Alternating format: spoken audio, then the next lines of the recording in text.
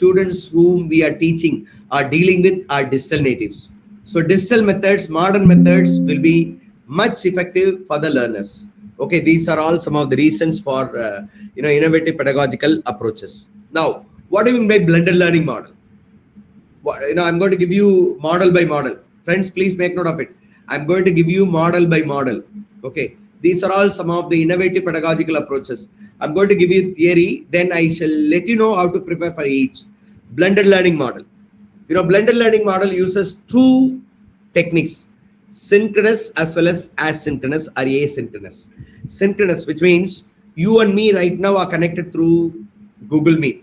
Right? If I were to connect with another classroom with Zoom, it is synchronous. The learner and the trainer are connected simultaneously with the same platform. But asynchronous, we upload the content. Maybe later, whenever students get time, they'll be able to access the material. Okay, asynchronous or asynchronous. And LMS becomes the content hub.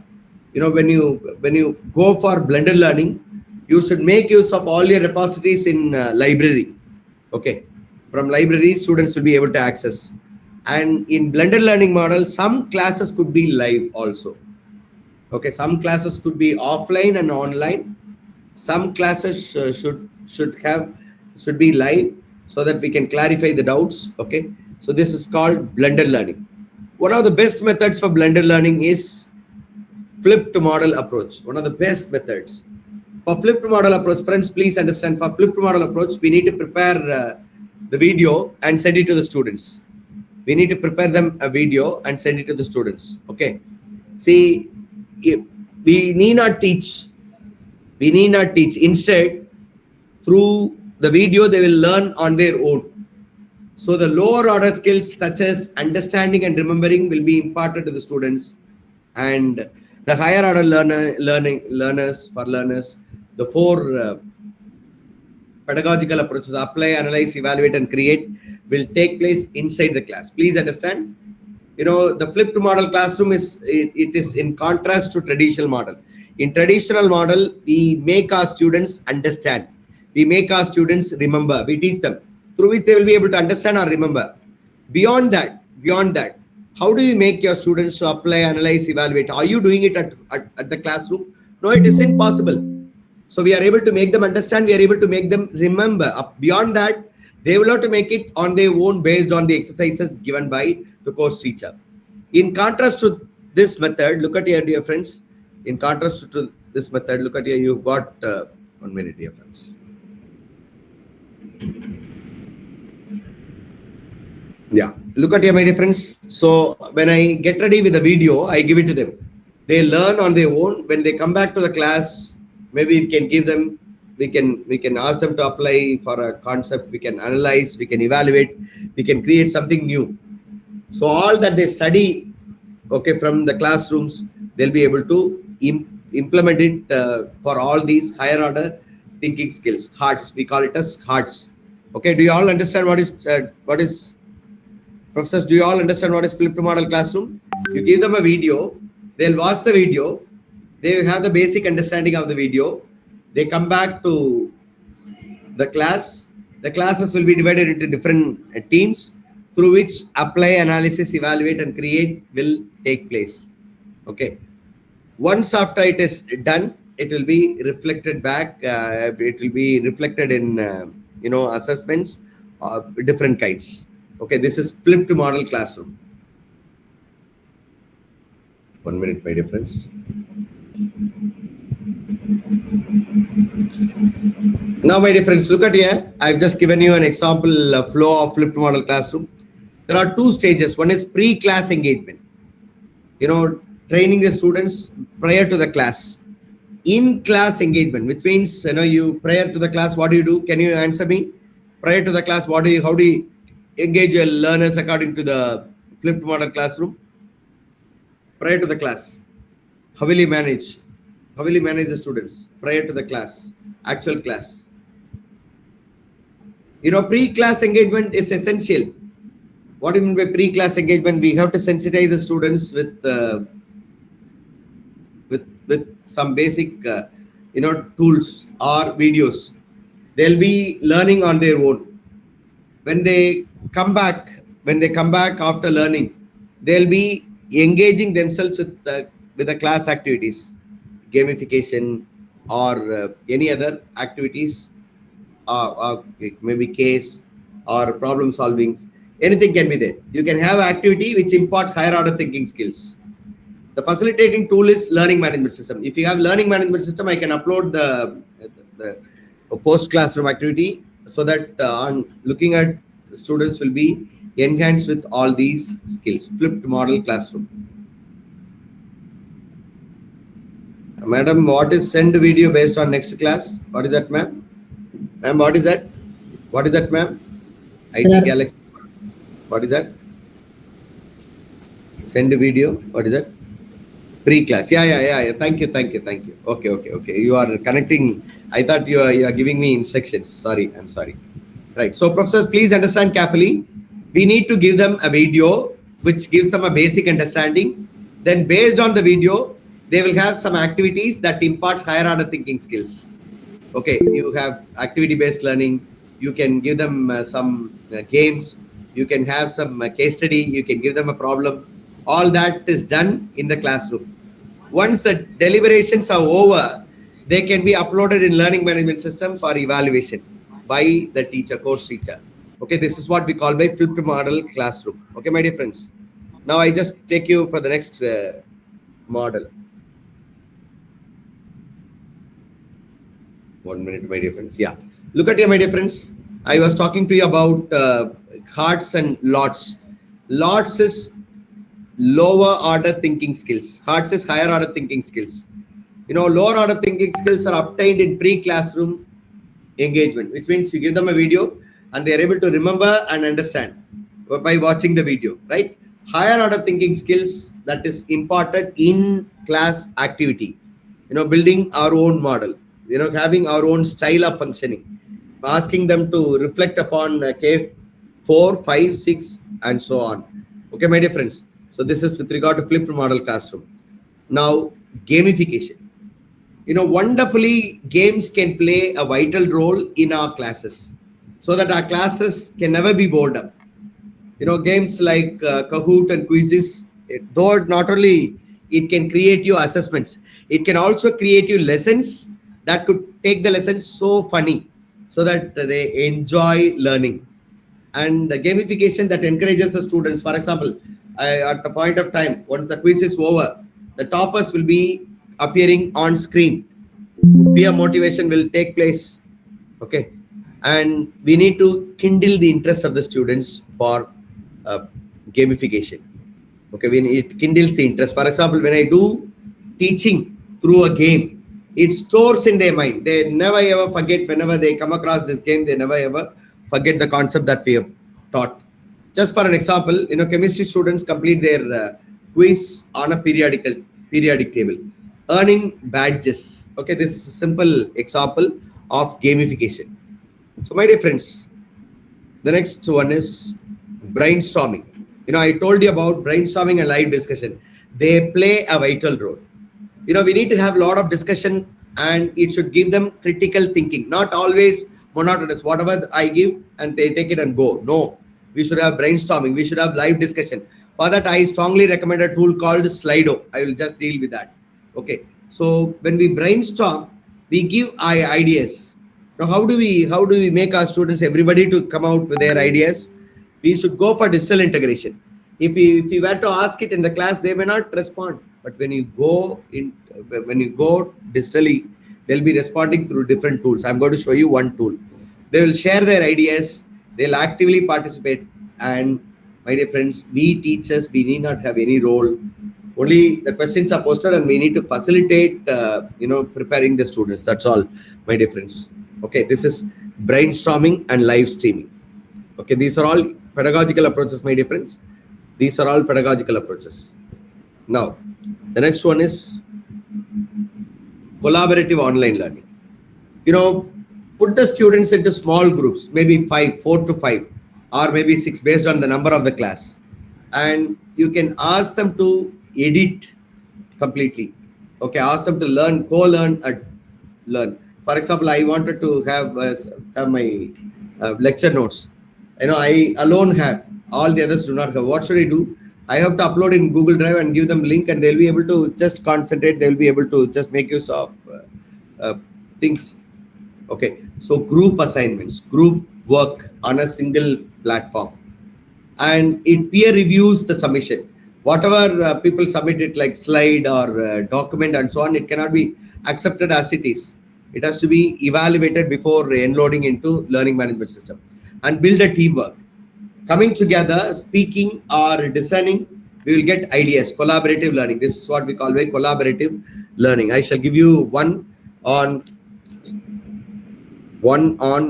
model on Slido, dear friends. Slido. Am I going well? Sister, am I going well, sister? Sister, am I going well? Sister? Yes, sir. Yes, sir. Yes, sir. Yes, sir. Process, these are all very important because UGC has listed all these. If you could do something connected to this, if you could document it, that's all you will be doing and faring well in criteria number 5. Criteria number 5 talks about, and in the draft manual, criteria number 5 talks about innovative pedagogical approaches. Okay, my dear friends, that is why I'm just giving you some of the insights of all these collaborative learning, right? Pedagogical approaches. Now, community of inquiry, COI model, which is one of the rare model. We need not follow to UG. It can be applicable for PG. Now, my dear friends, there are 3 key areas people consider. Number 1, teaching presence, which means, for example, learning and teaching presence. If I learn something, I will have to just learn on my own based on, and for teachers, they will have to give notes and help the students in a structured manner. And social presence. See, for example, if the students have learned something in LinkedIn, how many of us have LinkedIn? Dear friends, how many of us have LinkedIn? Everyone should have LinkedIn. You are teaching, the students' learning should be reflected every day in social platform. If they could do a little, that should be posted and that should be taken up in LinkedIn, so that your employers will be watching, and the students who would like to select, they'll be watched by the employers and they will have brighter opportunities. And the third one is cognitive presence, which means, see, the first one is teaching learning presence is guidelines or instructions given. Okay, second one is social presence is whatever that we do, whatever that we learn, it has to go to social media for the presence. And cognitive is whether do we have critical thinking among the learners. So you can just make them connect to relevant teaching, connect to something which is relevant to the topic that is taught. So this is what we call by community inquiry model, community of inquiry model, where you have 3 things: actual teaching learning, the lecture notes or videos; social media presence, LinkedIn profiling of your learning; and cognitive presence will be understood by way of technical or academic events. Okay, this is community of inquiry. And my dear friends, look at here.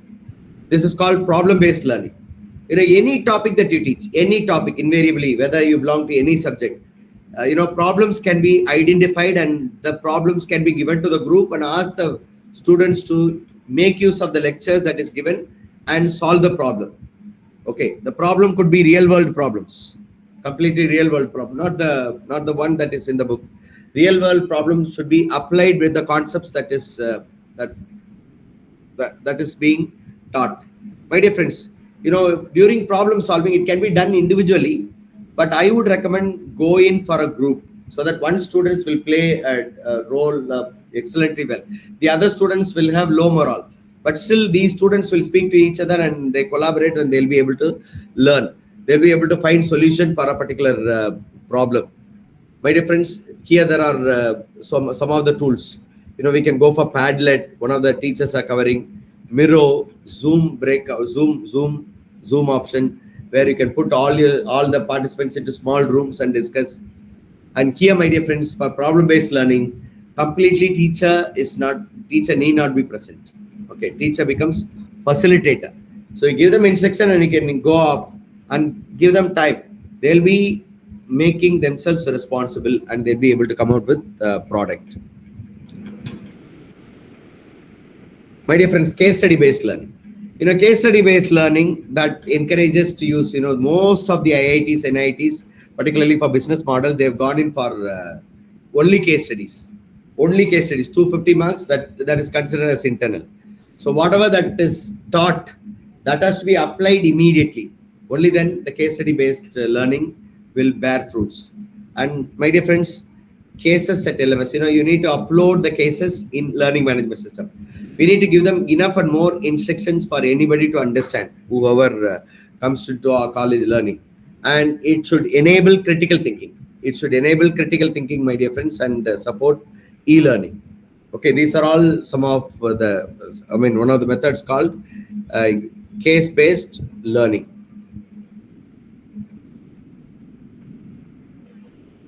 One minute, my dear friends. Is it visible? 1 minute, my dear friends. Yeah. Now, multimedia and micro learning. My dear friends, today we are living in digital world, and how many of you have watched? How many of you watch TV in front of your children? How many of you watch TV in front of your children? Can you mention, dear friends? How many of you watch TV in front of children? How many of you watch TV? Now, are you able to watch continuously? Are you able to watch continuously, dear friends? No, they'll be just going on changing the channel. Why are they so much interested? My dear friends, they're all much interested in collecting educational content. Okay, multimedia content, number one. It could be shorts, it could be videos, it could be simulations, it could be podcast. Today we have got both video and audio podcast. And my dear friends, the contents cases, they will have to be loaded in, the cases have to be loaded in learning management system. And my dear friends, we can also create short learning objects. Today you would have given one hour lecture, which can be reduced into 5 minutes lecture, which can be on the move. We can listen and learn. And my dear friends, we can also go for on demand. For example, whenever I need to learn something, I can make use. I need not pay for the entire program. I can pay only for the course. Since I'm interested to do the particular course, I need not join a college, right? So it encourages demand and demand based. So my dear friends, we need to make use of micro elements, multimedia content for teaching, learning, evaluation. Wherever possible, you engage yourself with audio, video, as well as micro learning. Break the teaching learning materials into pieces so that they can understand each other. Okay. 1 minute, my dear friends. It's not moving. 1 minute. Yeah, now it's moving. My dear friends, how are we going to document these pedagogical approaches? I've told you so many. Flipped model classroom, blended learning, gamification. We've got community inquiry model. We've got brainstorming and live discussion. So many new methodologies I've just told you. Case study based learning, problem based inquiry, all that. Now, how are we going to document this? Your document should have, or your anything that you share should have institutional elements such as course code, a number of credits and so on. And my dear friends, we need to capture the activities, if any. For example, if I have done a flipped model classroom, the video that I have uploaded should be taken screenshot.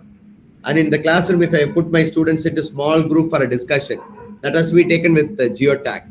And all that should be clubbed together and form a report that will be means of creating a pedagogical approach, a document on pedagogical approaches. And my dear friends, the document can also have deliverables. Okay, what do you mean by deliverables? Whatever that we prepare and give it to the students. Deliverables. Okay, it can be presentation, it can be a documentation, but absolutely outcome based. Okay, my dear friends. So once again, let me tell you pedagogical strategies for sports. Documenting the pedagogical strategies. Number one, it should have course details. It should have teachers' details. It should have institutional details, course code, year, batch, everything clearly. Then the topic of the presentation and so on. So this is number one. And number two, you will have to capture the photographs with geotags. With over the activities. It can be a case study, it can be a problem-based discussion, it can be a peer learning, all that.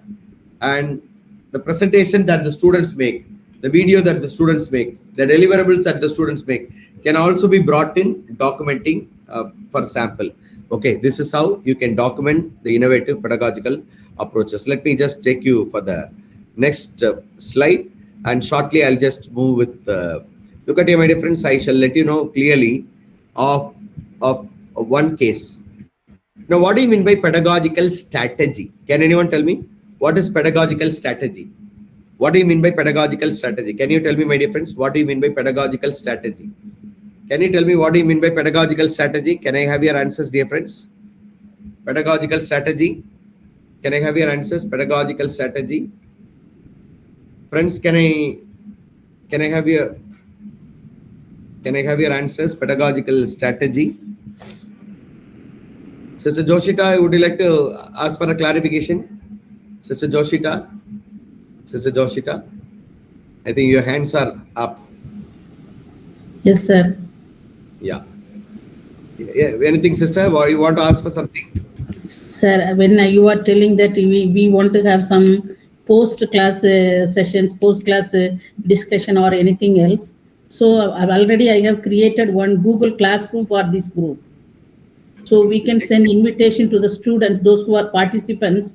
We can give daily classroom test or some work models, sir. What they have studied the tools and everything. Absolutely. Prepare something. Absolutely. But sister, there is a small, slight, minor difference. See, with regard to flipped classroom, it should be both asynchronous as well as synchronous. What do you suggest? You know, synchronous is you have some live discussions, and maybe later then they will have some work given in the LMS. But here, the small difference is that you upload a video that could be watched by the students. Then later they come to the class. In the presence of the teacher. We engage them for a discussion, for a case study, for a problem-solving session, for an interaction, for a live stream, anything. So out of the activity, something will be deliverable, right? Something will be produced. That has to be documented. That's what I was suggesting. Thank you, dear sister. Thank you. Lavanya ma'am, how to teach different categories of students using different teaching methods? Dr. Lavanya, you need not to use different methods for different students. You can use one method for different students. See, for example, madam, see, I was talking to you about the flipped model classroom, right? You give them a video, through which there will be slow learners, there will be fast learners. Slow learner will take 1 minute to understand. Fast learners will take 1 to 5 minutes to understand a concept. A slow learner will take half an hour. So there is a possibility of watching the video any number of times until they understand. Once they have basic understanding, only thing is that we need to encourage them. We need to facilitate them to learn on their own. If you make it, if you could make them, if you could attract them through your videos, they'll be able to do it. And once they come back to the class, we need to instruct them with some of the activities, which can be, as I told you, which can be a case study, which can be problem solving, which can be a group discussion, and so on. So those things could be documented here. One student will be a slow learner, the other student will be a fast learner. Slow learner will be assisted by the fast learner. So peer teaching will also take place here. Collaborative teaching learning will also take place here. So my dear friends, I have just given you so many methods. I would like to reiterate all those methods. Don't worry, I should not bore you. See, once again, let me just tell you, my dear friends, some of the mechanisms. Please make note of it. Some of the mechanisms are flipped model classroom, number 1. Okay, blended learning, community inquiry model, where you have 3 presence, right? I told you about teaching, social media presence, and cognitive presence. Deliverables, out of which, see, for example, number 1, teaching, through which, you give them lecture notes, through which learning take place. Secondly, cognitive, social media presence, which means whatever that they learn, they will have to make use of social media, either for a discussion or for boasting themselves. And third, out of their learning, something would have come out, right? That is cognitive presence. These 3 things have to be shown, right? And I was talking to you about case-based learning. I was talking to you about problem-based learning. I was talking to you about activity-based learning. All these could be part of pedagogical strategies, right? Now, my dear friends, I shall clarify Dr. Asha. Dr. Asha, I'm going to clarify you. See, please understand there are two things you should remember: pedagogical strategies, pedagogical strategies or approaches, right? Pedagogical methods. Okay, pedagogical strategies and pedagogical methods. See, for example, my dear friends, look at here. Let me just clarify you very, very clearly. When you talk about pedagogical approaches, what do you mean by approach? What do you mean by approach? Method is different from approach, right? Method is different from approach, right? What do you mean by approaches? Let me just talk to you about approaches first, then come for methods, right? This is approaches: experiential learning, collaborative learning. These are all some of the broader category, okay, broader category of learning, which means the philosophy of learning. Philosophy of learning. See, for example, experiential learning. What are things that could come under experiential learning? Experiential learning is a broader term. Activity-based learning is a broader term. Anything could be an activity. Activity could be a case study. Activity could be a group discussion. Activity could be role play. So these are all some of the means of activity-based learning. So activity-based learning is a philosophy of learning. Experiential learning is a philosophy of learning. How could I make my students experience? I could give them a simulation. I can give them a role play. I can take them to an industry to experience something. So all these are methods, right? See, experiential learning is a philosophy of learning. Okay, theoretical guide for how teaching and learning should take place. Okay, right. See, for example, I've just given you constructivist approach. Okay, this is one of the pedagogical approach. And experiential learning, one of the pedagogical approach. Collaborative approach, one of the pedagogical approach. These three gives, these are only limited, not confined. Okay.